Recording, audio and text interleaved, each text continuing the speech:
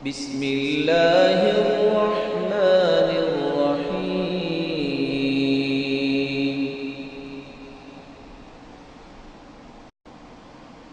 تبارك الذي نزل الفرقان على عبده ليكون للعالمين نذيرا. الذي له ملك السماوات والأرض ولم يتخذ ولدا ولم يكن له شريك बाकायदा आवाज़ करने से पहले मैं दावत दूंगा हाफिज़ मोहम्मद फरहान साहब को कि वो आएँ और तिलावत कुरान पाक शामिल हैं।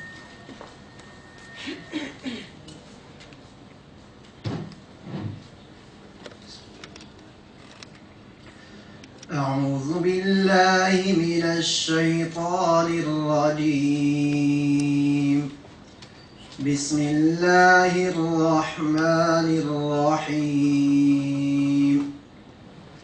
يا أيها الذين آمنوا لا تكونوا كالذين آذوا موسى فبرأه الله مما قالوا وكان عند الله وجيها. يا أيها الذين آمنوا اتقوا الله وقولوا قولا سديدا يصلح لكم أعمالكم ويغفر لكم ذنوبكم ومن يطع الله ورسوله فقد فاز فوزا عظيما. إنا عرضنا الأمانة على السماوات والأرض والجبال فأبين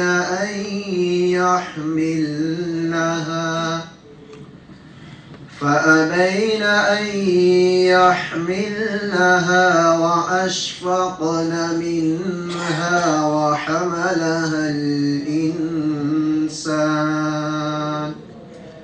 إنه كان ظلوما جهولا. ليعذب الله المنافقين والمنافقات والمشركين والمشركات ويتوب الله على المؤمنين والمؤمنات وكان الله غفورا رحيما. صدق الله العظيम. जज़ाकल्लाह हाफिज़ मोहम्मद फरहान। हमारे आज के गेस्ट स्पीकर कारी सोहेब अहमद मीर मोहम्मदी साहब, आप ग्रेजुएट हैं मदीना यूनिवर्सिटी के और आप इमाम रह चुके हैं मेन मॉस्क मदीना यूनिवर्सिटी, इसी के साथ अल फारूक यूनिवर्सिटी रियाद और इब्न बाज़ यूनिवर्सिटी सऊदी अरेबिया। आपने कई तहरीरों के मुसन्निफ़ हैं और हाल में आप प्रिंसिपल हैं कुरान कॉलेज और इस्लामिक ट्रेनिंग इंस्टीट्यूट पाकिस्तान के। मैं दावत खिताब दूंगा कारी सोहेब मोहम्मद मीर मोहम्मदी साहब को कि वो जो आज का टॉपिक है आइडियल यूथ, उस पर खिताब करें।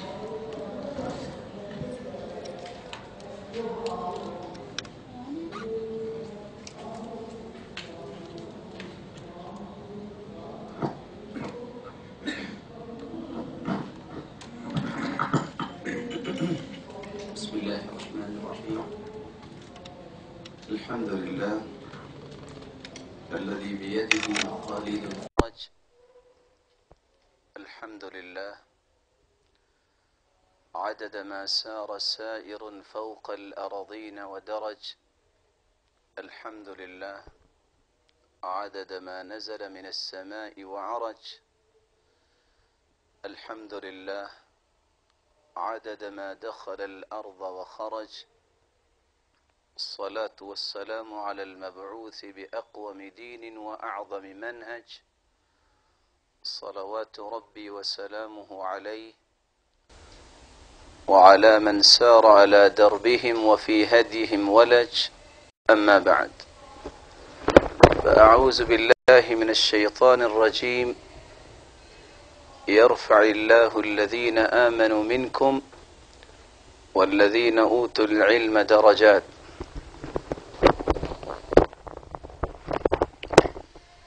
اللہ رب العزت جو ہم سب کے خالق و مالک ہیں، مالک الملک نے انسانیت کی تخلیق فرمائی اور پھر اس کے رشد و ہدایت کے لیے انبیاء و رسل کا ایک تسلسل قائم فرمایا۔ انبیاء و رسل میں سے آخری پیغمبر محمد الرسول اللہ صلی اللہ علیہ وسلم، جو تمام کائنات کے سرتاج ہیں، اس کو مبعوث فرمایا اور اس کی قوم کو صحیح راہوں پہ گامزن کرنے کے لیے نوشتہ ہدایت قرآن مجید کا نزول فرمایا۔ اللہ تعالیٰ نے انسانیت کی زندگی کا ایک مقصد قرآن مجید کے اندر بیان کیا ہے۔ وَمَا خَلَقْتُ الْجِنَّ وَالْإِنسَ إِلَّا لِيَعْبُدُونَ۔ انسانی زندگی کا اصل مقصد اللہ کی عبادت ہے۔ عبادت کا مفہوم صرف یہی نہیں کہ انسان مسجد میں داخل ہو جائے اور دروازہ بند کر لے اور 24 گھنٹے باہر نہ نکلے۔ عبادت کا اصل مفہوم یہ ہے، اسم جامع لكل ما يحبه الله ويرضاه من الأقوال والأعمال الظاهرة والباطنة۔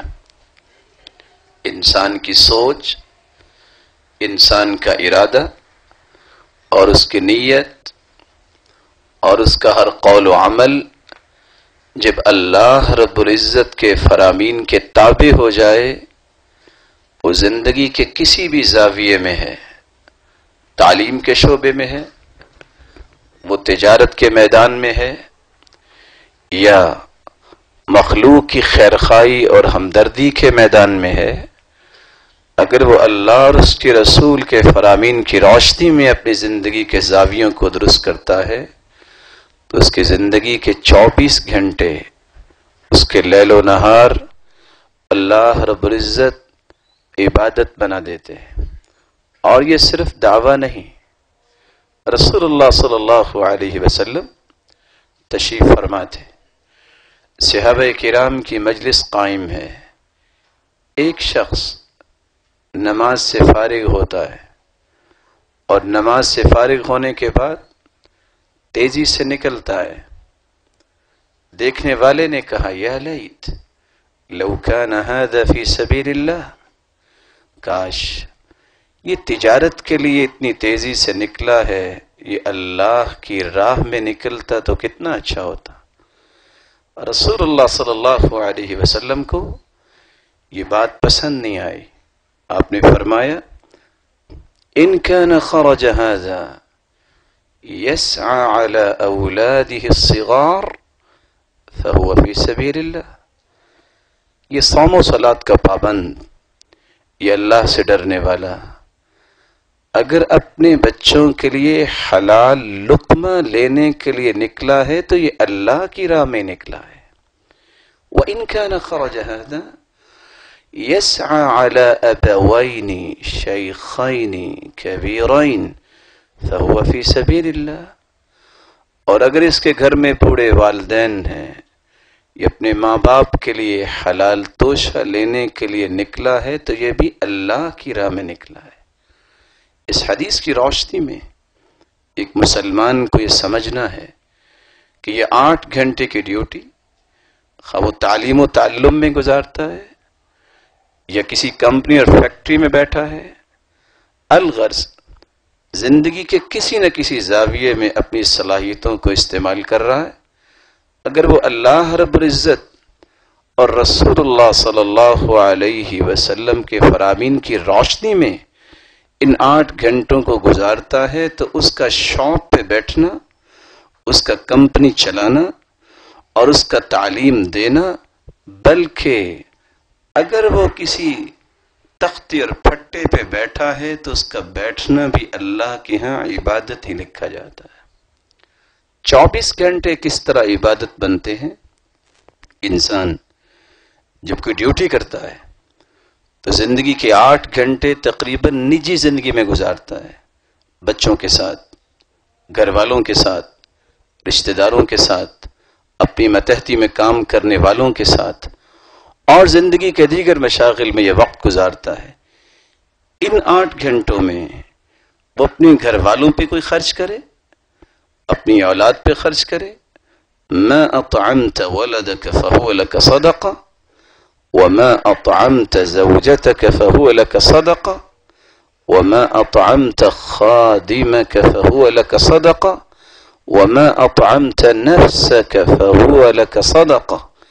اس نجی زندگی میں کوئی اپنے اہل و عیال کے ساتھ اس طرح کا معاملہ کرتا ہے کہ ان پہ خرچ کرتا ہے، اولاد کی پرورش، ان کی تعلیم اور ان کی ثقافت کو بہتر بنانے کے لیے خرچ کرتا ہے، یا اپنی متحدی میں کام کرنے والوں کے مشاہرات، ضروریات کو پورا کرتا ہے، یا اپنی جان بچانے کے لیے بھی انسان کو کچھ کھانا ہی پڑتا ہے۔ ان 4 مدات میں اگر اس نیت سے وہ خرچ کرتا ہے اور یہ وقت گزارتا ہے کہ میرا رب راضی ہو، حالانکہ یہ واجب ہے، ضرورت ہے، بچوں کی اچھی تربیت، ان کی اچھی تعلیم۔ رسول اللہ صلی اللہ علیہ وسلم کا فرمان ہے، قیامت کے دن ان 4 مدات میں خرچ کیا گیا مال اس کے نام اعمال میں بطور صدقہ لکھا ہوگا، اور صدقہ عبادت۔ 24 گھنٹوں میں بقیہ 8 گھنٹے انسان ایک محتاط اندازے کے مطابق زندگی کا 1/3 حصہ آرام کرتا ہے، نیند لیتا ہے۔ نیند میں عبادت کیسے ہو سکتی ہے؟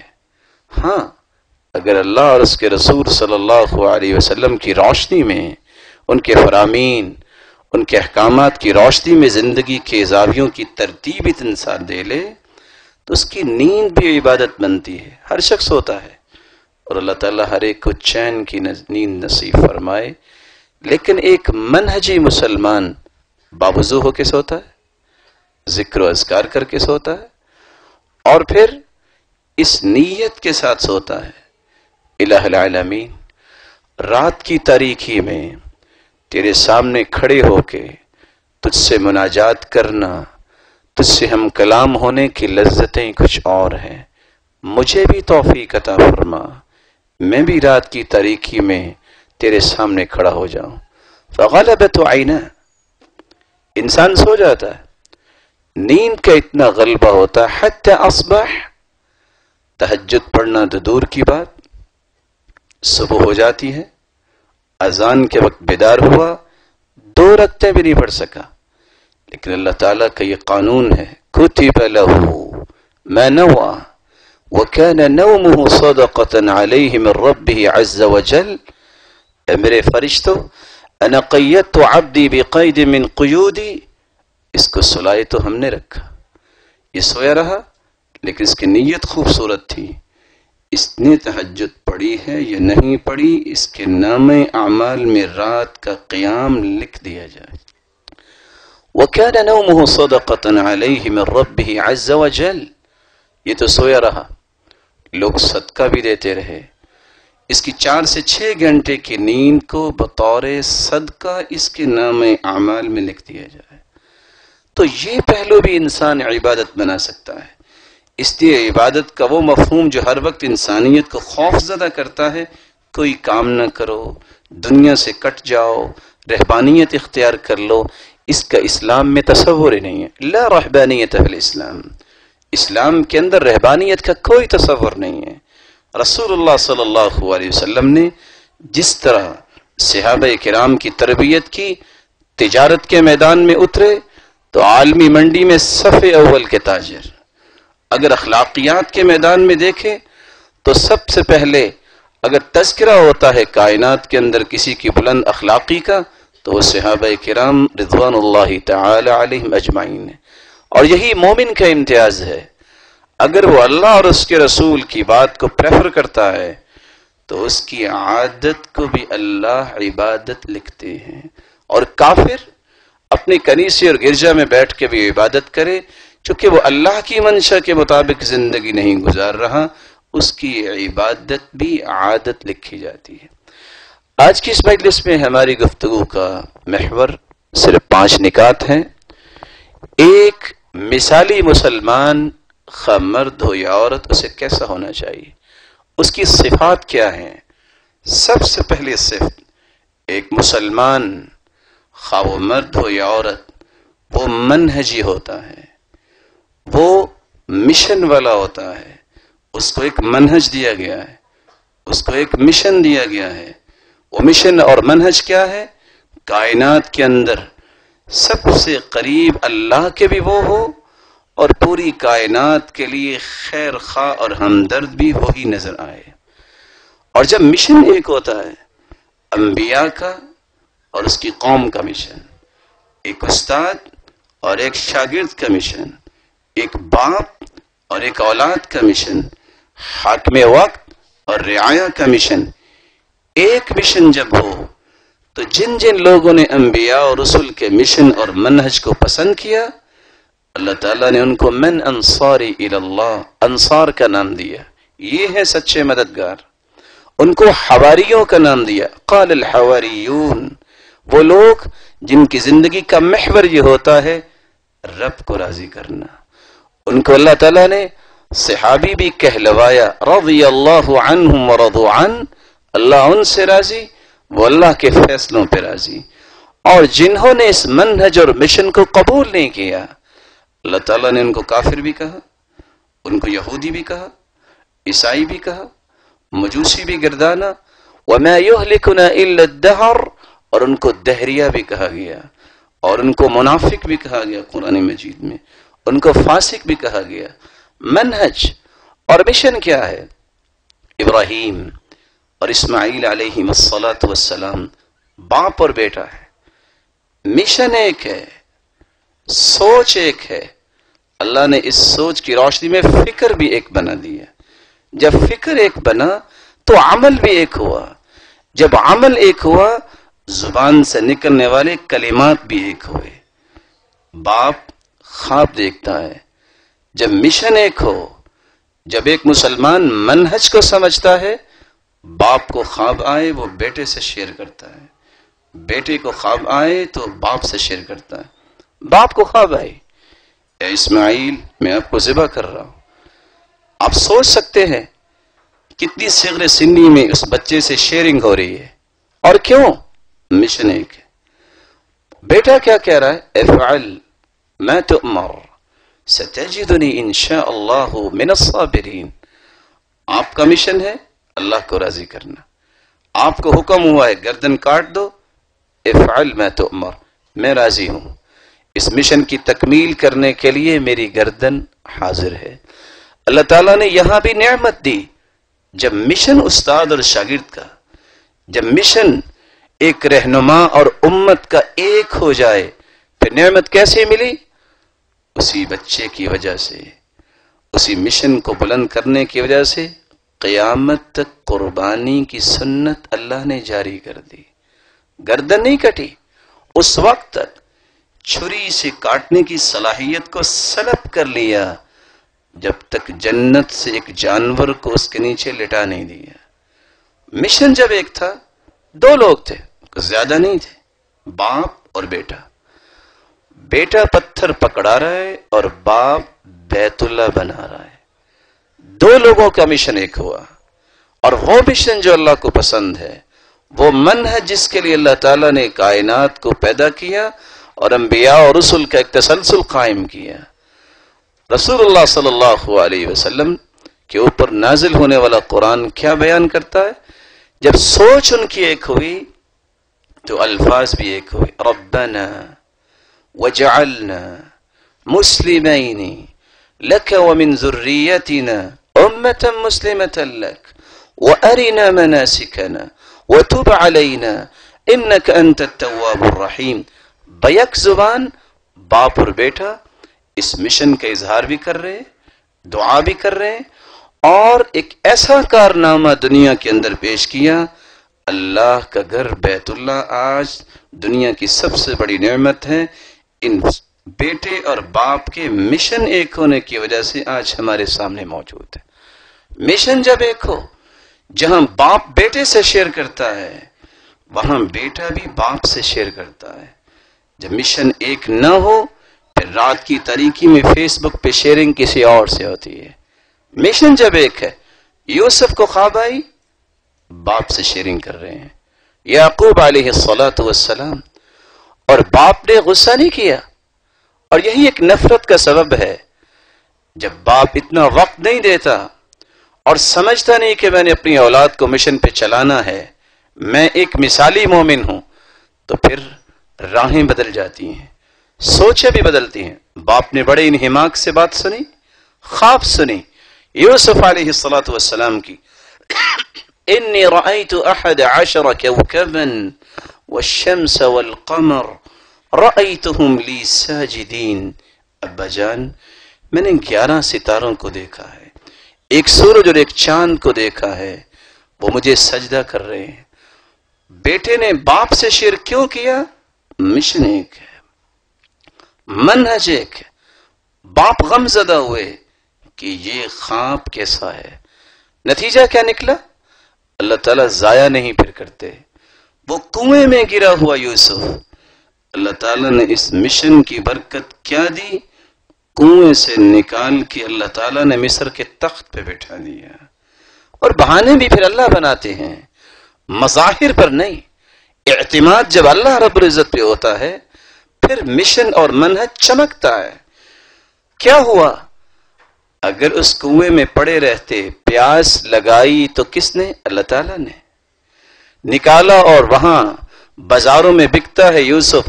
تڑپ پیدا کی عزیز مصر کے دل میں بیٹے کی تو کس نے؟ اللہ تعالیٰ نے. جیل میں چلے گئے، خواب آتی ہے تو کس کی طرف سے؟ اللہ کی طرف سے. خواب بادشاہ کو بھی آئی، جیل کے 2 لوگوں کو بھی آئی. یہ سب لائنیں درست ہو رہی تھیں کہ یہ بندہ مشن والا ہے، میں نے اس کو مقام و مرتبے سے نوازنا ہے.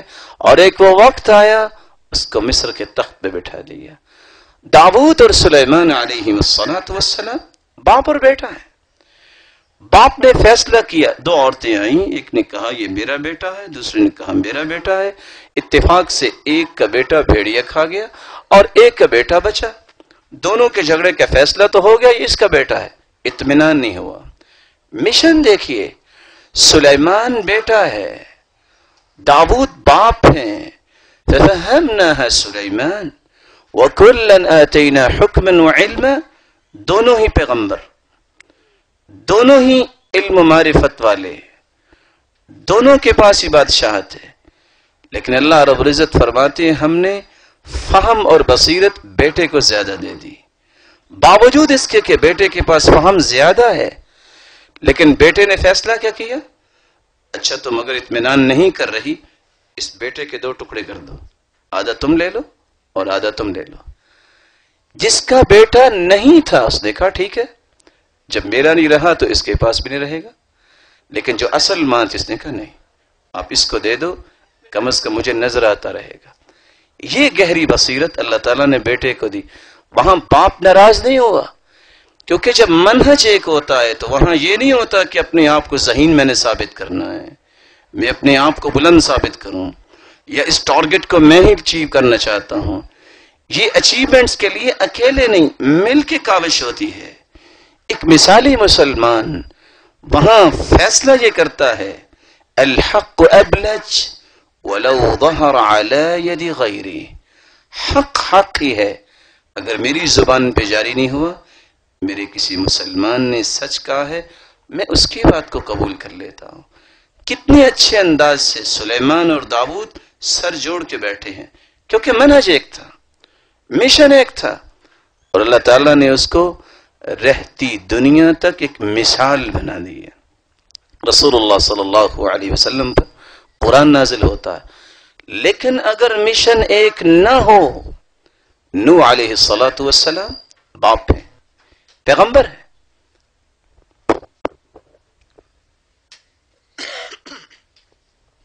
اور بیٹا نوح علیہ السلام کا بیٹا ہے، چٹیل میدان میں، صحرا میں، پہاڑوں کے درمیان اللہ کے حکم سے وَاصْنَعِ الْفُلْكَ بِأَعْيُنِنَا، اے میرے بندے کشتی بناؤ۔ یہ فیصلہ کس کا تھا؟ اللہ تعالیٰ کا۔ جو مشن اور منہج پہ قائم نہیں ہوتا اس کی نظر مظاہر پہ ہوتی ہے، بہت پیاری بلڈنگ ہے، بہت اونچی بلڈنگ ہے۔ منہجی جو انسان ہوتا ہے وہ اللہ کی کلام اور اس کے رسول کی کلام پہ اعتماد کرتا ہے۔ لوگ مذاق کرتے، بھلا سیلاب پہاڑوں میں بھی آیا، چٹیل میدان میں بھی کبھی سیلاب آیا؟ وہی کچھ ہوا، یہ ظاہر کو دیکھ رہے تھے، لیکن وہ اللہ کے حکم سے یہ کشتی بنا رہے تھے۔ بیٹے سے کہا ارکب معنا، ارکب، سوار ہو جاؤ ہمارے ساتھ۔ اس کی مظاہر پہ نظر تھی، مشن کو پسند نہیں کیا۔ کیا کہتا ہے؟ سآوی الی جبل یعصمنی من الماء، میں پہاڑ پہ چڑھ جاؤں گا، اور یہ پانی پہاڑوں تک بھی کبھی گیا ہے۔ لیکن وہی کچھ ہوا، مشن کو پسند نہیں کیا، اللہ رب العزت نے اس کو بھی عبرت بنا دیا، ڈبو دیا۔ اور جب گزارش بھی کی نوح علیہ السلام نے، تو اللہ تعالیٰ نے کیا فرمایا؟ انہ لیس من اہلک، تیرا بیٹا ہے لیکن یہ تیرے اہل میں سے نہیں، کیوں؟ انہ عمل غیر صالح، اس کے ایکشنز ہمیں پسند نہیں ہیں، اس کے اعمال ایسے ہیں کہ تیرے اہل میں سے نہیں ہیں۔ بیٹا ہے، مشن جب ایک نہ ہو تو پھر اللہ تعالیٰ انبیاء کی اولاد کو بھی عبرت بنا دیتے ہیں۔ دیکھیں ابراہیم علیہ السلام کا باپ بیٹے کی بات نہیں مانی، وہ تو اللہ کے پیغمبر تھے، اللہ تعالیٰ نے ان کو بھی عبرت بنا دیا۔ اور موسیٰ علیہ السلام جب پیدا ہوئے، وَأَوْحَيْنَا إِلَىٰ أُمِّ مُوسَىٰ أَنْ أَرْضِعِيهِ، موسیٰ کی ماں کی طرف وحی آئی، فَإِذَا خِفْتِ عَلَيْهِ فَأَلْقِيهِ فِي الْيَمِّ، اللہ کا حکم دیکھیے، اگر خطرہ محسوس ہو کہ فرعونی اس کو دبوچ لیں گے، سمندر میں ایک صندوق میں ڈال کے اس کو چھوڑ دو۔ ماں نے بیٹی سے شیئرنگ کی ہے۔ لوگ کہتے ہیں کہ عورت کمزور ہوتی ہے، نہیں، جب مشن اور منہج ہو تو 1000 مردوں کا مقابلہ ایک عورت ایمان میں کر سکتی ہے۔ چھوٹی سی بچی کس طرح اس نے ماں کی اس مشن کی لاج رکھی، دیکھ رہی ہے اس کا بھائی صندوق میں ہے اور کہاں جا رہا ہے، کس طرح فرعونیوں کے ہاتھ میں آیا، اور کس پلائٹ طریقے سے اس نے اس کو ڈیل کیا۔ یہ نہیں کہا میرا بھائی ہے، یہ نہیں کہا میں اس کو اپنی ماں کے پاس لے جاؤں۔ جب تمام ماؤں کا دودھ مجھے پسند نہیں آیا تو اس نے کیا کہا؟ میں ایک اور ماں کے بارے میں آپ کو نام بتاؤں کہ شاید یہ اس کے پاس جا کے اطمینان لے لے۔ مشن جب ایک ہو تو والدہ بیٹی سے شیئرنگ کرتی ہے اور بیٹی والدہ سے شیئرنگ کرتی ہے۔ اگر مشن ایک نہ ہو، پھر یہ مشن جب ختم ہوتا ہے تو پھر انسانیت ذبح ہوتی نظر آتی ہے۔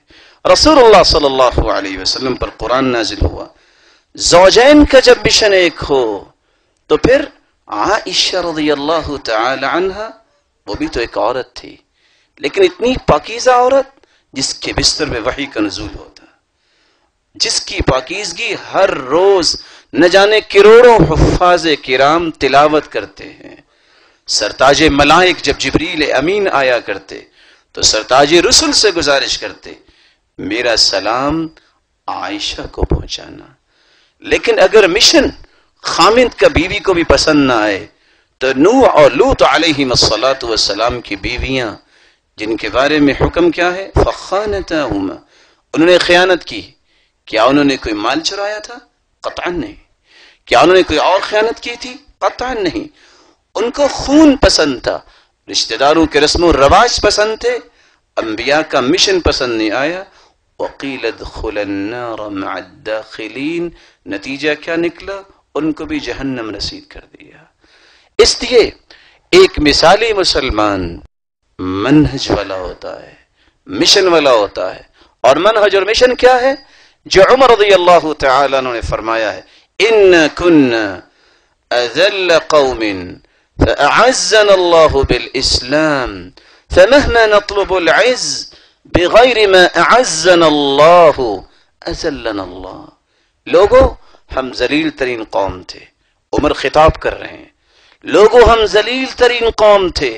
کوئی پتھر نظر آتا اس کے سامنے سجدہ کرتے، اس سے بڑا پتھر، کوئی اچھا پتھر نظر آتا اس کو چھوڑ کر اس کے سامنے سجدہ ریز ہو جاتے. ہمیں اللہ نے عزت دی ہے تو اسلام کی وجہ سے. فمهما نطلب العزة بغیر ما اعزنا اللہ اذلنا اللہ.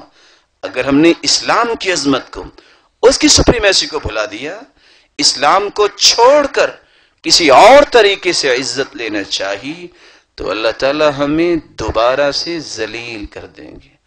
تو ایک مثالی مسلمان کا پہلا وصف یہ ہوتا ہے، اس کا مشن اور منہج سب سے قیمتی ہوتا ہے. وہ اپنے اسلام کے بارے میں کوئی کمپرومائز نہیں کرتا، کوئی سودے بازی نہیں. آپ حیران ہوں گے، علی رضی اللہ تعالی عنہ، جس کو آج 10 سال کا بچہ کہیں تو کہتے ہیں اس کے پاس تو سینس ہی نہیں، یہ میچور نہیں ہوا. مشن جب بچوں میں بھی آ جائے تو جواب کیسے ملتے ہیں؟ رسول اللہ صلی اللہ علیہ وسلم نے فرمایا، علی رضی اللہ تعالی عنہ، اپنے والد سے مشورہ کیجئے کہ میں اسلام کو قبول کر لوں.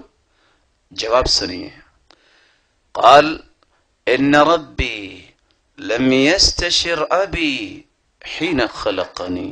سرتاج رسول، جب میرے مالک نے مجھے پیدا کیا تھا تو میرے ابا سے مشورہ کر کے پیدا نہیں کیا تھا. آج اس کی طرف سے نعمت جو آئی ہے اسلام کے نام سے، اس کو قبول کرنے کے لیے ابا کے مشورے کی ضرورت نہیں ہے. منہج ہے، مشن ہے. میدان کارزار میں ام خلاد رضی اللہ تعالی عنہ، جس کا بیٹا شہید ہو گیا ہے، نقاب کیے ہوئے پہنچتی ہیں، گھوڑے پہ سوار ہے. سوال کرنے والا سوال کرتا ہے، جئتی تسألین عن ابنک وانت منتقبہ. میدان کارزار میں تو سختیاں نرمیوں میں بدل جاتی ہیں، اور آپ یہاں بھی نقاب کر کے آئیں.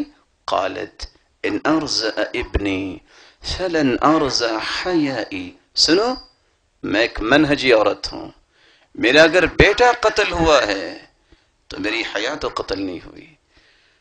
منہجی مسلمان، پہلا وصف ایک مثالی مسلمان کا یہ ہے، مثالی نوجوان مرد ہو یا عورت، منہج اور مشن پہ کوئی کمپرومائز نہیں کرتا. دوسرا وصف، ایک مثالی نوجوان نفع مند علم حاصل کرتا ہے. وہ علم جس کے بارے میں ہر روز رسول اللہ صلی اللہ علیہ وسلم صبح کی نماز کے بعد دعا کیا کرتے تھے، اور امت کو یہ دعا سکھائی، اللہم انی اسألک علما نافعا وعملا متقبلا ورزقا طیبا. اے اللہ مجھے وہ علم عطا فرما جو میرے لیے بھی نفع مند ہو اور امت کے لیے بھی نفع مند ہو، اور ایسے عمل کی توفیق عطا فرما جو شرف قبولیت پا جائے، اور ایسا پاکیزہ لقمہ مجھے عطا کر، ایسا مال عطا کر جو پاکیزہ اور حلال ہو. رسول اللہ صلی اللہ علیہ وسلم نے صحابہ کرام کو، جو نوجوان بھی تھے بوڑھے بھی تھے، ان کو مشن جب دیا تو دوسرا وصف ان کے اندر پیدا کیا، نفع مند علم. نفع مند علم کس کو کہتے ہیں؟ وہ علم جس سے اللہ کا تقرب مل جائے، وہ علم جس سے انسان اللہ کا محبوب بن جائے. اور یاد رکھیے گا، جو اللہ کا محبوب بنتا ہے وہ دنیا کے لیے بھی نعمت ہوتا ہے. جو اللہ کے ہاں پیارا ہوتا ہے وہ دنیا کے لیے بھی بڑا محترم ہوتا ہے. اس لیے رسول اللہ صلی اللہ علیہ وسلم نے جو علم نافع اللہ سے طلب کیا ہے اس کی نشانی کیا ہے؟ کیسے ہم پہچان سکتے ہیں کہ میرا اور آپ کا علم نفع مند علم ہے؟ نفع مند علم کی پہلی نشانی یہ ہوتی ہے وہ انسان کے اندر اللہ کا خوف پیدا کرتا ہے۔ میں اس کی مثال پیش کرنا چاہوں گا۔ آج علم کتنی بلندیوں کو چھو رہا ہے، آج علم کتنا بلند ہو چکا ہے، لیکن علم تو وہ ہے جو چرواہے کے پاس بھی ہو اللہ کا خوف، دنیا کے اندر بڑے سے بڑا جرنیل بن جائے، آپ سوچ سکتے ہیں کہ بکریوں کے چرواہا اس کے پاس کو ماسٹر ڈگری ہو سکتی ہے؟ کیا وہ پی ایچ ڈی کیا ہوگا؟ لیکن عبداللہ بن مسعود رضی اللہ تعالی عنہ نے کہا ایک جانور مجھے دے دو۔ قال لا، نہیں۔ قال ولما، وہ کیوں؟ کہا میرے مالک نے منع کیا ہے۔ کہ تو مالک آپ کو کون سا دیکھ رہا ہے، آپ قیمت لے لو، اور مالک کو کہنا بھیڑیا کھا گیا ہے؟ کہا نہیں، میرا مالک تو نہیں دیکھ رہا، لیکن میرے مالک کا مالک تو دیکھ رہا ہے۔ یہ ہے علم۔ نفع مند علم کی پہلی علامت اللہ کا خوف پیدا ہوتا ہے۔ اس لیے حسن بصری رحمت اللہ علیہ سے پوچھا گیا علم کیا ہے؟ انہوں نے جواب دیا العلم هو خشیت اللہ، علم کا مطلب ہے اللہ کا خوف۔ جو اللہ کا خوف دل میں رکھتا ہے وہ انسانیت پہ ظلم نہیں کرتا، وہ انسانیت کے ساتھ زیادتی نہیں کرتا۔ دیکھیے عمر رضی اللہ تعالی عنہ 40 لاکھ مربع میل پہ حکومت کرنے والا، چٹیل زمین پہ لیٹتا، تکیہ پتھر کو بناتا، اور نیل کو آسمان کے چھت پہ کے نیچے لیٹا ہوا ہے، اور کیسر و کسرا کی حکومتیں تھر تھر کانپتی تھی، اور جس راستے پہ چلتا عمر رضی اللہ تعالیٰ عنہ شیطان راستہ چھوڑ دیتا، اس راستے پہ شیطان نہیں چلتا تھا۔ لیکن اتنا بڑا جرنیل ایک دن زمین پہ بیٹھا رو رہا ہے، کسی نے پوچھا کیا ہوا؟ فاخذت ابنا، دھاگے کو اٹھاتے ہیں اور کہتے ہیں یا لیتنی کنت تبنا، یا لیتنی لم تلدنی امی، کاش میں ایک دھاگا ہوتا، کاش میری ماں نے مجھے جنا ہی نہ ہوتا، کل قیامت کو میں حساب کیسے دوں گا؟ اتنا بڑا انسان جس کو جنت کی خوشخبری اور بشارت مل چکی ہے، لیکن خوف دیکھیے۔ رات کی تاریکی میں عمر جا رہے تھے تو ایک بوڑھی ماں نے کہا ویل لعمر، ہلاک ہو جائے عمر، رک گئے۔ قال یا امہ، اے میری ماں کیا ہوا عمر کو؟ کہا ہمارے گھر میں کھانے کا کچھ نہیں ہے۔ کہا وما الذی یدری عمر، عمر کو کیا خبر کہ آپ کے گھر میں نہیں کچھ؟ قالت اللہ اللہ یلی امرنا ویغفل عنا، اس کو خلیفہ بننے کا شوق تھا، خلیفہ بھی بنا ہے اور اس کو پرواہ نہیں ہے کہ میری رعایا کے حالات کیسے ہیں۔ واپس پلٹے، ابو موسیٰ عشری ساتھ ہیں، دروازہ کھلوایا، بوری اٹھائی، کہا خلیفۃ المسلمین نہیں میں اٹھاتا ہوں، کہا پیچھے ہٹ جاؤ، قیامت کو تم میری جگہ پہ جواب دو گے، میری کمر پہ بوری رکھو۔ وہاں لے کے گئے، کہاں کھانا پکاؤ، کہا آپ نے ان کو راشن تو دے دیا، واپس چلتے ہیں، کہا نہیں، جس طرح میں نے روتے دیکھا ہے جب تک یہ مسکرائیں گے نہیں عمر واپس نہیں جائے گا۔ اللہ کا خوف اس علم سے آتا ہے جس کو نفع مند علم کہتے ہیں۔ دیکھیے ایک دیہاتی آتا ہے خلیفہ سے ملنے، رات کی تاریکی میں اکیلا کھڑا ہے خیمے کے پاس، پوچھا کیسے آئے ہو؟ کہا خلیفہ سے ملنے آیا ہوں، لیکن اللہ تعالیٰ کے وعدے پورے ہوئے ہیں اور میرے ساتھ میری گھر والی بھی خیمے میں ہے، شاید کہ اللہ تعالیٰ ہمیں خوشخبری دینا چاہتے، کہا رک جاؤ۔ واپس آئے، گھر میں آ کے علی رضی اللہ تعالی عنہ کی بیٹی ام کلثوم رضی اللہ تعالی عنہ، ان کو اٹھایا، یا ام کلثوم الخیر قد ساقہ اللہ الیک، اٹھو ایک نیکی آج کھینچ کے اللہ تعالیٰ تمہارے پاس لے آئے ہیں۔ فاستيقظت فتوضأت، وہ اٹھی وضو کیا، الحمدللہ الذي ساق اللہ الخیر الینا، اللہ تیری تعریف ہے کہ آج ہمیں نیکی کا کوئی موقع ملنے والا ہے۔ خلیفہ وقت کی بیوی کیا بن کے خیمے میں داخل ہوئی؟ ڈاکٹر بن کے، اور خلیفہ وقت اس آدمی کے ساتھ لکڑیاں چن رہے ہیں کہ ان کو کھانا بنا کے دینا ہے۔ وہی کچھ ہوا، کھانا بنا کے دیا، اللہ تعالیٰ نے ان کو بیٹا دیا. صبح اٹھ کے گیا, کہتا ہے خلیفہ کی رعایا اتنی اچھی ہے تو خلیفہ کتنا اچھا ہوگا. سامنے دیکھا تو عمر بیٹھے ہیں. کہا خلیفہ سے ملنا چاہتا ہوں. کہا حکم کیجیے. کہا آپ تو رات کو میرے ساتھ لکڑیاں چن رہے تھے. کہا تو لکڑیاں چننا بھی تو رسول اللہ صلی اللہ علیہ وسلم نے ہمیں سکھایا ہے. خوف اور ہمدردی اور خیر خواہی اس علم سے آتی ہے جو نفع مند علم ہو. عائشہ رضی اللہ تعالی عنہا اتنی پاکیزہ عورت. ہر شخص خواہش کرتا ہے کہ سجدے میں موت آئے, مجھے قرآن پڑھتے موت آئے, لیکن میرے رب کی سلیکشن دیکھیے, اختیار دیکھیے. جب سرتاج رسول کو اپنے پاس بلایا تو کیا فرماتے ہیں عائشہ رضی اللہ تعالی عنہا, بین حاقنتی و زاقنتی, اللہ کے رسول صلی اللہ علیہ وسلم میرے دامن میں تھے جب اللہ کے پاس چلے گئے. اس عورت کو دیکھیے جس کو اللہ تعالیٰ نے جنت میں بھی اللہ کے رسول کی بیوی بنایا. صحیح بخاری کی روایت ہے. رو رہی ہیں, دوپٹہ بھیگا ہوا ہے. عورت نے سوال کیا الذی ابکاک, مومنوں کی ماں آپ کیوں رو رہی ہیں؟ ہاتھ میں درخت کا پتا ہے. جواب کیا دیا؟ یا لیتنی کنت ورقہ من هذه الشجرہ, کاش میں اس درخت کے پتے کی طرح ایک پتا ہوتی, کوئی جانور کھا لیتا, میں قیامت کو حساب کیسے دوں گی. یہ خوف, یہ وجل, یہ خشیت, انسان جب منہجی بنتا ہے, نفع مند علم حاصل کرتا ہے تو پھر پیدا ہوتا ہے. عبد الرحمن ابن عوف عالمی منڈی کے صف اول کے تاجر. یہ نہیں ہے کہ انسان علم سیکھنے کے بعد بہت بڑا تاجر بن گیا ہے تو اللہ کا خوف ختم ہو جائے. منہجی مسلمان, مثالی نوجوان یہ کام ختم نہیں کر سکتا. صف اول کے تاجر بھی تھے, صف اول کے نمازی بھی تھے. صحیح بخاری کی روایت ہے, جب عمر رضی اللہ تعالی عنہ کو ظالم نے خنجر مارے, وہ گر گئے. ان کے بالکل پیچھے صف میں صبح کی نماز میں کون کھڑا تھا؟ عبد الرحمن ابن عوف رضی اللہ تعالی عنہ. اور وہ کیسے تاجر تھے؟ مکہ سے بصرہ 1160 کلومیٹر ہے. اللہ تعالیٰ نے تجارت میں کتنا ان کو نفع دیا. مکے سے ان کے اونٹوں کی قطار شروع ہوتی, بصرہ نہیں, بصرہ پہنچ جاتے اور ابھی قطار ختم نہیں ہوتی تھی. اتنا بڑا تاجر, لیکن اللہ کا خوف نہیں گیا.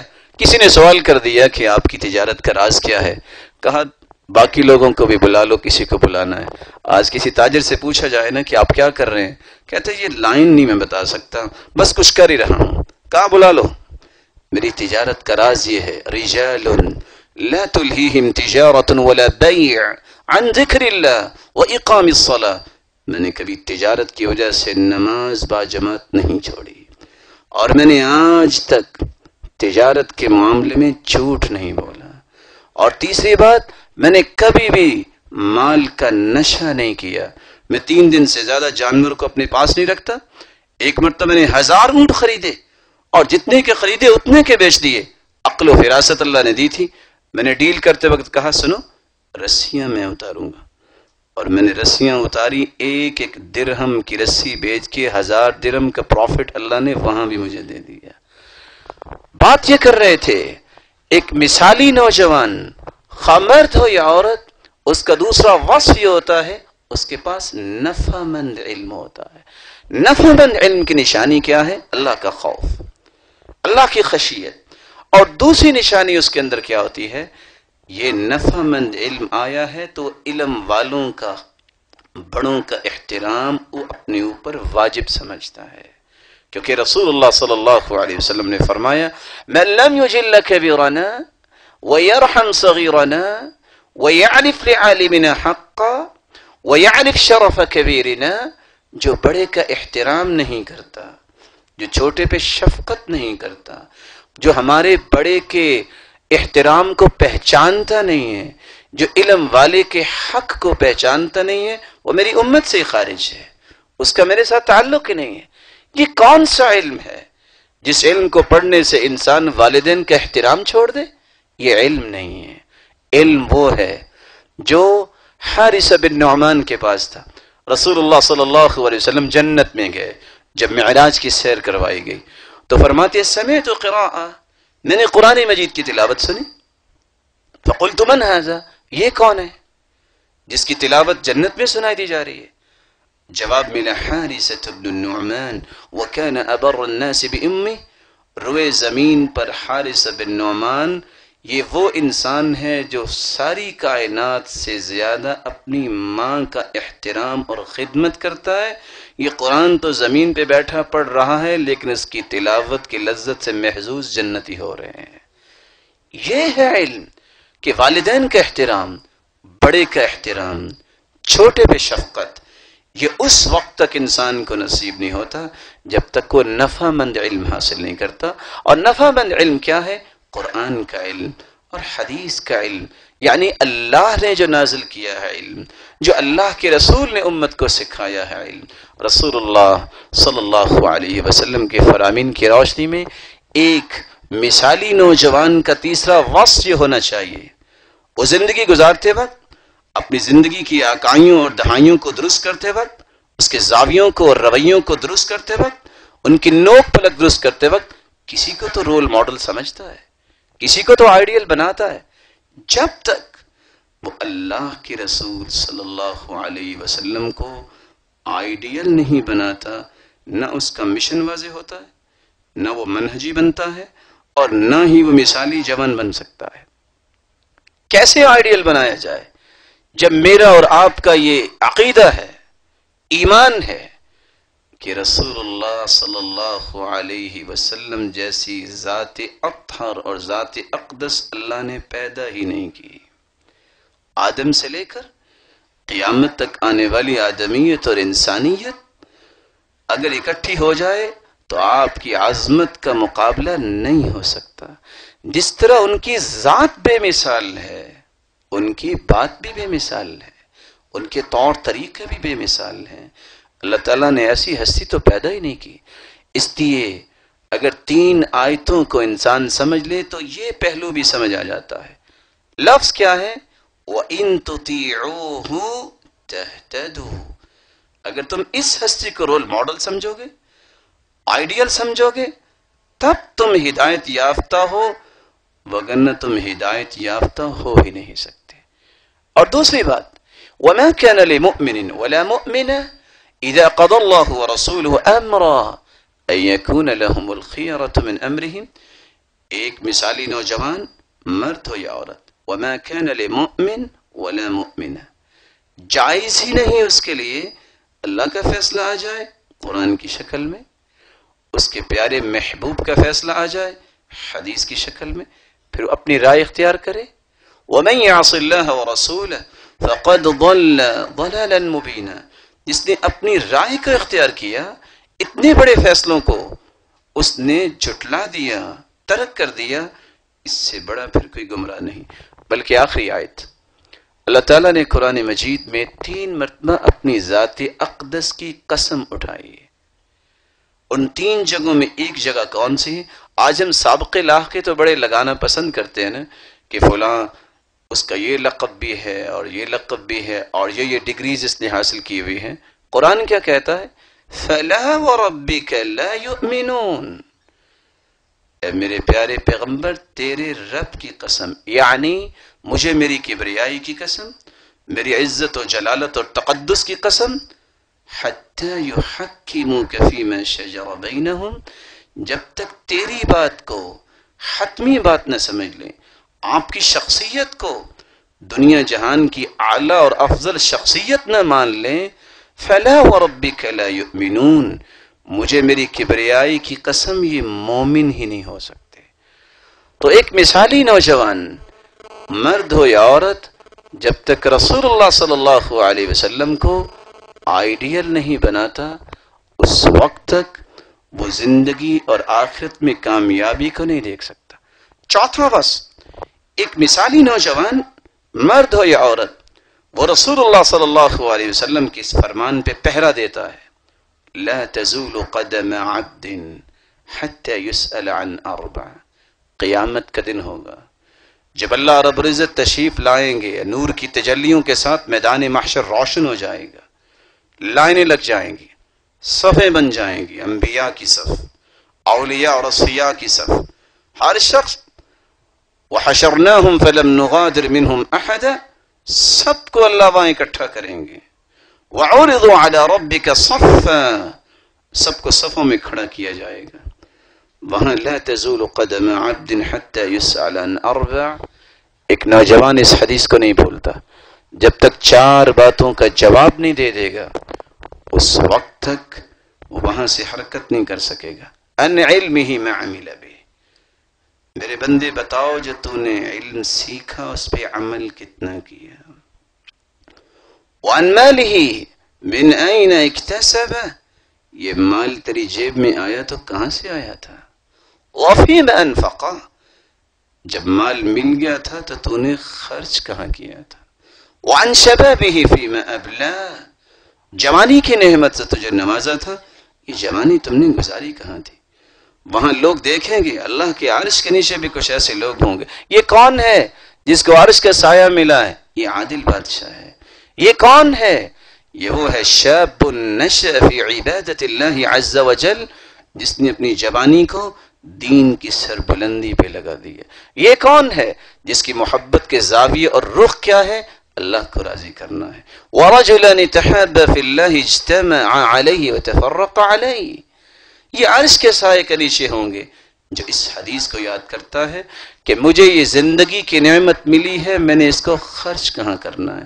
حسن بصری رحمۃ اللہ علیہ سے جب پوچھا گیا من اکثر الناس صراخا، بتائیے قیامت کے دن سب سے زیادہ چیختا چلاتا کون نظر آئے گا، تو انہوں نے جواب دیا الذي اعطاه الله نعما وفيرا فاستخدمها في معصية الله، جس کو اللہ نے نعمتوں سے نوازا، مال کی نعمت جاؤ اور اس کے جاؤ حشمت کی نعمت، اس کے پاس اس کی ذہانت کی نعمت، اس کے پاس نہ جانے کون کون سے نعمتیں، لیکن اس نے ساری نعمتوں کو اللہ کی نافرمانی میں لگا دیا. یہ سب سے زیادہ قیامت کے دن چیختا چلاتا نظر آئے گا. رسول اللہ صلی اللہ علیہ وسلم نے نوجوانوں کی کس طرح تربیت فرمائی.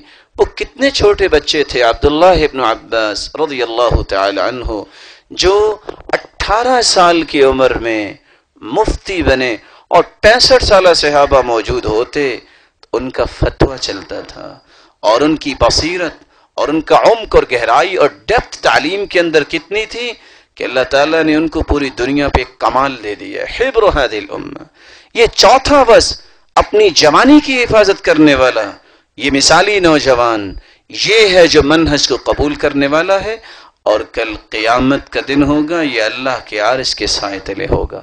اور آج کی اس مجلس کی آخری بات، ایک مثالی نوجوان، اس کے اندر جہاں مشن اور منہج ہونا چاہیے جس پہ وہ سودے بازی نہیں کرتا، جہاں اس کے اندر علم نافع ہوتا ہے، نفع مند علم حاصل کرتا ہے، وہاں رسول اللہ صلی اللہ علیہ وسلم کو اپنا آئیڈیل بناتا ہے. اور چوتھی بات، اس دن کو یاد کرتا ہے جس دن اسے 4 سوالوں کے جواب دینے ہیں. آخری بات، ایک مثالی نوجوان، مرد ہو یا عورت، اس کے اندر خیر خواہی ہوتی ہے، ہمدردی ہوتی ہے. رسول اللہ صلی اللہ علیہ وسلم نے فرمایا آپ اہل علم بیٹھے ہیں اور علم سیکھنے کے لیے جو نکلتا ہے، ان الملائکۃ لتضع اجنحتها لطالب العلم رضا بما يطلب. ہر شخص گھر سے نکلتا ہے، من سلك طريقا يلتمس فيه علما سهل الله له به طريقا الى الجنة. جو علم و معرفت اور ادراک حاصل کرنے کے لیے نکلتا ہے، اللہ تعالیٰ تو اس کو جنت کی راہ پہ چلاتے ہیں. اور علم والے کے بارے میں جملہ حدیث کو آپ جمع کر لیجئے، صحیح بخاری سے لے کر جتنی کتابیں حدیث کی ہیں، ایک حدیث اس کے پلے کی روایت اور حدیث معنی کے اعتبار سے ہے ہی نہیں. ان اللہ وملائکتہ واہل السماوات والارضین حتى النملة في جحرها وحتى نينان البحر ليصلون على معلم الناس الخير. اللہ رب العزت جو خالق و مالک ہیں وہ رحمت کا نزول فرماتے ہیں. 7 آسمانوں کی نورانی مخلوق فرشتے اور 7 زمینوں کی مخلوقات 22,000 مخلوقات، مفسرین کے قول کے مطابق 14 کے 14 طبق، حتیٰ کہ چونٹیاں اپنے بلوں میں، سمندروں اور دریاؤں میں مچھلیاں، ہواؤں اور فضاؤں میں پرندے، سب کے سب کو اللہ نے پابند کیا ہے. یصلون علی معلم الناس الخیر، یہ 14 کے 14 طبق لگا رکھے ہیں. کس بات پہ؟ تم اس ہستی کے لیے دعا کرو، بخشش طلب کرو جو دنیا کو خیر اور بھلائی کی تعلیم دیتا ہے اور بات سمجھاتا ہے. سوچنے کی بات ہے. علماء سلف کہا کرتے تھے جس ہستی کے لیے 14 طبق دعا کر رہے ہوں وہ پریشان کیوں اپنے مشن سے؟ وہ اپنے منہج کو کمزور کیوں سمجھتا ہے؟ اگر 14 طبق دعا کر رہے ہیں کہ 200 آدمی اس کو گالیاں بھی دیں، پریشانی کیا ہے؟ اور جس کے لیے 14 طبق دعا کر رہے ہیں اس کے سینے میں بھی 14 کے 14 طبق کے بارے میں نرم گوشہ ہونا چاہیے، خیر خواہی ہونی چاہیے، ہمدردی ہونی چاہیے. صحیح بخاری کی روایت ہے، رسول اللہ صلی اللہ علیہ وسلم نے فرمایا بینما رجل یمشی بطریق اذ وجد غصن شوک فأخره فشکر اللہ له وفی روایت اخرى فغفر له فادخل الجنہ. ایک آدمی جا رہا تھا، راستے میں کانٹے نظر آئے. اب کانٹے اٹھاتے وقت کتنا وقت لگتا ہے اور کتنے بھاری ہوتے ہیں؟ وہ رکا، اس نے کانٹے اٹھائے، راستہ صاف کر دیا. سبب کیا ہے؟ میرے کسی مسلمان بھائی کو تکلیف نہ پہنچے، خیر خواہی، ہمدردی. اللہ تعالیٰ نے اتنی قدر کی اس عمل کی، اس کی زندگی کے گناہوں کو معاف کر کے اسے جنت میں داخل کر دیا. رسول اللہ صلی اللہ علیہ وسلم فرماتے ہیں میں جنت میں گیا وَرَأَيْتُ رَجُلًا يَتَقَلَّبُ فِي الْجَنَّةِ، ایک آدمی جنت میں خوشی سے اچھل رہا تھا. میں نے پوچھا ہے جنت میں کیسے آیا؟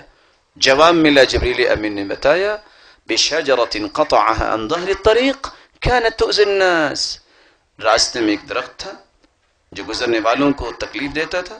اس نے کلہاڑا پکڑا اور جس طرح اچھل اچھل کے کاٹ رہا تھا، خیر خواہی مسلمانوں کی، ہمدردی مسلمانوں کی اس کے سینے میں تھی. اللہ تعالیٰ کو یہ ادا اتنی پسند آئی، درخت کٹ گیا، راستہ صاف ہو گیا، اس کی روح کو قبض کروایا اور اسی طرح جنت میں لا کے کھڑا کر دیا.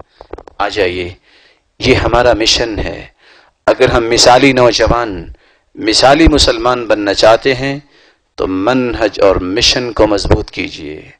مثالی مسلمان نوجوان بننا چاہتے ہیں، نفع مند علم سیکھیے. مثالی نوجوان اور مثالی مسلمان بننا چاہتے ہیں، آئیے ہم سب مل کے رسول اللہ صلی اللہ علیہ وسلم کو اپنی زندگی کا آئیڈیل بنا لیں. اگر مثالی مسلمان اور نوجوان بننا ہے تو قیامت کے دن اللہ کے سامنے کھڑے ہو کے حساب دینے کا خوف اپنے اندر پیدا کر لیں. اور آخری بات، مسلمانوں کی خیر خواہی اور ہمدردی اپنے اندر پیدا کریں. مسلمان لڑائی جھگڑے کو پسند نہیں کرتا. یہ تعلیمات ہی اتنی پیاری ہیں. یہ ڈس انفارمیشن ہے جو یہود اور عیسائیوں نے پھیلا رکھی ہے کہ مسلمان تو دہشت گرد ہیں.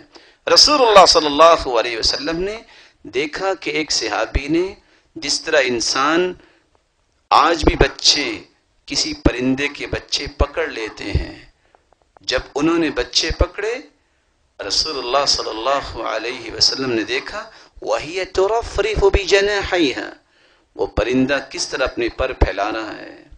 رسول اللہ صلی اللہ علیہ وسلم نے اس میں بھی غصہ کیا، فرمایا من فجع هذه بولدها ردوا الیها ولدها، کس نے اس پرندے کو دکھ دیا؟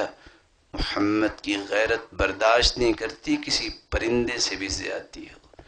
ایسا پیارا پیغمبر جو پرندے سے زیادتی کرنے کی اجازت نہیں دیتا، وہ ایک مسلمان جس کی قیمت بیت اللہ سے زیادہ ہے. جب بیت اللہ کا طواف کر رہے تھے اللہ کے رسول صلی اللہ علیہ وسلم تو کیا فرمایا؟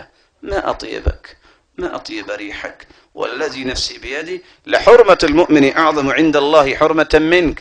اے بیت اللہ، تیری شان تو بڑی ہے لیکن تجھ سے شان ایک مومن کی زیادہ ہے. ان اللہ حرم منک واحدہ، تیری ایک حرمت ہے، وحرم من المؤمن ثلاثا، اور مومن کی 3 حرمتیں ہیں. اس کی جان مارنا حرام، اس کا مال لوٹنا حرام، اس کی عزت پامال کرنا حرام، اور دوسری روایت میں آتا ہے وَأَلَّا يُظَنَّ بِظَنِّ السُّوءِ، اور اس کے ساتھ بدگمانی کرنا بھی حرام ہے. آ جائیے ان 5 وصف کو اپنے اندر پیدا کیجیے اور کائنات کے اندر ایک مثالی مسلمان کا روح پیش کیجیے. شاید کہ وہ بھولا ہوا سبق امت کو یاد آ جائے، شاید کہ وہ شان شوکت مسلمانوں کو دوبارہ نصیب ہو جائے جو قرون اولا میں تھی۔ میری اللہ رب العزت سے دعا ہے، اللہ رب العزت ان چند کلمات کو یاد کرنے اور اس قرآن و سنت کے فرامین کو اپنی زندگی میں اتارنے کی توفیق عطا فرمائے۔ کوئی روحانی یا جسمانی بیمار ہے تو اللہ تعالیٰ ان کی بیماری کو شفاؤں میں بدل دے، جو کسی مصیبت میں ہیں تو اے اللہ ان کی مصیبت کو خوشیاں بنا دے، جو کسی تنگی میں ہیں تو اے اللہ ان کی تنگیوں کو آسانیاں بنا دے۔ مولا کریم اگر کوئی صاحب مال ہیں تو ان کے مال میں برکت فرما اور حسد سے بچا اور فتن و آزمائشوں سے بچا، بے روزگار کو بھی تمنگر بنا اور مقروض کے غیبی خزانوں سے مدد فرما، صاحب اولاد کی اولاد کو نیک بنا اور آنکھوں کی ٹھنڈک بنا اور صدقہ جاریہ بنا، اور جو اولاد کی نعمت سے محروم ہے اللہ تعالیٰ ان کی جولیوں کو بھی بارونق بنائے۔ اور جس طرح آج ہم علم و دانش کی بات سننے کے لیے جمع ہیں، اللہ رب العزت ہمیں اپنی خصوصی رحمت میں لپیٹے اور ایسے قول و عمل کی توفیق دے جس سے وہ راضی ہو جائے، اور ایمان کی خوبصورت کیفیت میں ہمیں بلائے اور جنت الفردوس میں جمع فرمائے، اور معلم انسانیت، معلم کائنات کی رفاقت نصیب فرمائے اور اپنے دیدار کا مستحق بنائے۔ وآخر دعوانا ان الحمد للہ رب العالمین۔ بےحد شکریہ معزز مہمان کا، جناب قاری صہیب احمد میر محمدی صاحب اپنے خوبصورت اور مؤثر اسلوب بیان میں ہمیں انبیاء کرام اور صحابہ کرام کی زندگیوں کی روشنی میں بتا رہے تھے کہ ایک مثالی مسلمان اور ایک مثالی نوجوان کے اوصاف کیا ہوتے ہیں۔ وقت کی محدودیت نہ ہوتی تو ہماری خواہش تھی کہ ہم مزید ان سے مستفید ہوتے۔ اللہ تعالیٰ جو باتیں بھی انہوں نے ہمارے سامنے بیان کی ہیں ہمیں ان کو اختیار کرنے کی اور ان پر عمل پیرا ہونے کی توفیق عطا فرمائے۔ میں نشست کے اختتام پر ریکٹر گفٹ یونیورسٹی جناب ڈاکٹر کیسر درانی سے گزارش کروں گا کہ وہ مہمان کو سوینئرز پیش کریں اور ان کا شکریہ ادا کریں۔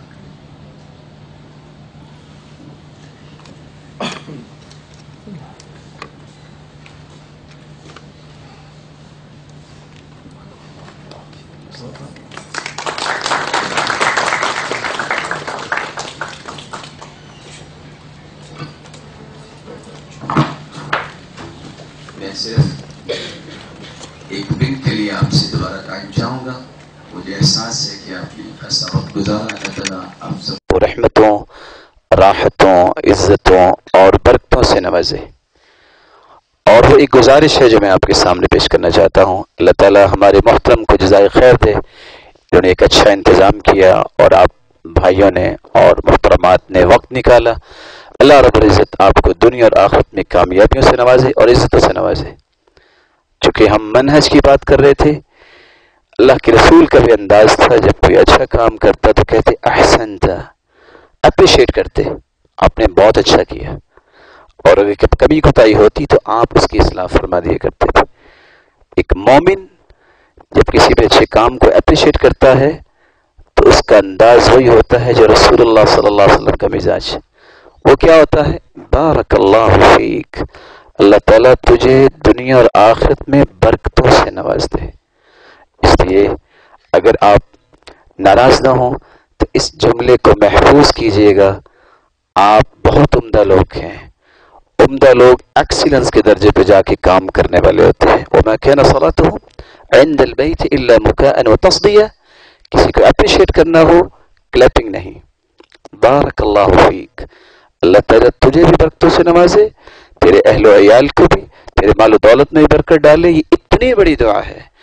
اور اگر یہ لفظ یاد نہیں، انعم اللہ عینیک، اللہ تعالیٰ دنیا اور آخرت میں تمہاری آنکھوں کو ٹھنڈا کرے، دنیا میں بھی خوشی اور جنت میں داخل ہونے کے بعد اللہ تمہاری آنکھوں کو ٹھنڈا کرے۔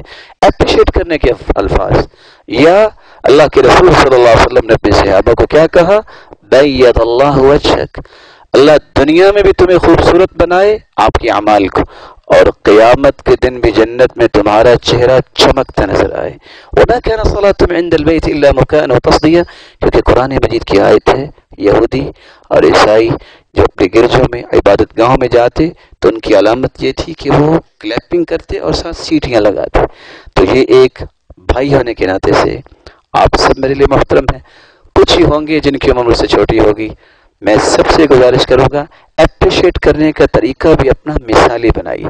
بارک اللہ فیک، انعم اللہ عینیک، بید اللہ وجہک، اللہ تعالیٰ آپ کو جزائے خیر دے کہ آپ نے یہ منٹ میں نکالا. السلام علیکم ورحمۃ اللہ.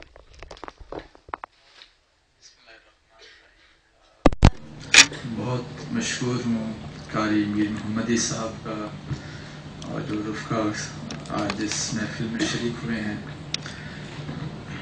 میرا خیال ہے اتنی باتیں کی ہیں کوئی شاید میری زندگی میں اتنی چیزیں علم نہیں آیا جو آج شاید اس تھوڑی سی چھوٹی سی نشست میں آ گیا. اللہ کرے کہ ہمیں ایسے لوگوں کی نشستیں ملتی رہیں, ہم ایسے لوگوں سے ہم ملتے رہیں اور ان سے کچھ سیکھتے رہیں. آپ کے آنے کا بہت شکریہ اور اللہ تعالیٰ کرے کہ ہم آپ سے محظوظ ہوتے رہیں اور آپ کو یہاں پر ہم بار بار بلاتے رہیں. بہت شکریہ آپ سب کے آنے کا.